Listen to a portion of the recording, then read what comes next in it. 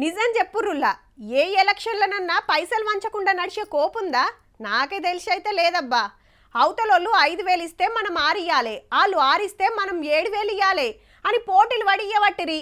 ఓటర్లిగిన అట్లనే తయారైతాండ్రు. మరి ఎవరెంత ఇస్తారా అని చూస్తాండ్రు. గందుకే కావచ్చు లీడర్లు ఎంత ముద్దుగా ఎంకరేజ్ చేస్తుర్రో చూడుర్రి జరా. ఓట్ల ప్రచారానికి వచ్చి బీఆర్ఎస్ రామన్న ఏం చెప్తుండో ఇనుర్రి మొదలైతే కాంగ్రెస్ ఓటు పైసలు ఇస్తే తీసుకోండి, బీజేపీ ఓటు పైసలు ఇస్తే తీసుకోండి, వాళ్ళు ఒట్టు పెట్టమంటారు. చేయి జాపి గట్టిగా చేయి జాపురు, ఏం కాదు, మంచిగా యాక్టింగ్ చేయండి. చేయి జాపి కళ్ళు మూసుకొని మనసులో తుప్పాలు తుప్పాలు తుప్పాలు తుప్పాలు తుప్పాలు అనుకోండి. గదన్నట్టు అవతల పార్టీల కడ పైసలు తీసుకొని దొంగ ఓట్లు పెట్టి మాకు ఓటేయిర్రని బాజాప్తా అడుగుతాండు.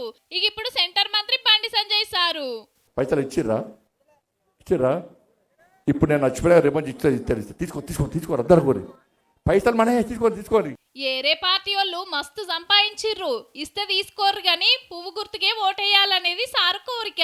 ఇక మునుగోడ్ల కాంగ్రెస్ ఎమ్మెల్యే రాజగోపాల్ రెడ్డి సార్ మాట కూడా ఇదే. ఆయన ఓటుకు బాగానే ఇస్తాడట, పైసలు తయారు చేసుకుంటూ.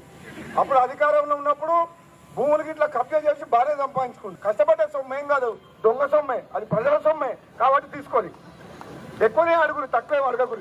ఓటు మాత్రం చెయ్యి గుర్తు మీద ఓటేయండి. ఓట్లకు పైసలు తీసుకోర్రని 3 పార్టీలు అనుడే గాని అది తప్పు. అట్లెట్లా తీసుకుంటారు? మీకెవరు మంచిగా పనిచేస్తారో గాళ్ళనే గెలిపిర్రని అయితే అంటలేరుల్లా. గౌరవ లీడర్లకి ఇట్లా ఎంకరేజ్ చేసినాక ఇక ఉత్తమ ఓటర్లు ఊకుంటారా? చూడాలి మరి ఎలక్షన్లకు ముంగట ఏ పార్టీ వాళ్ళు ఎంత వంచుతారో.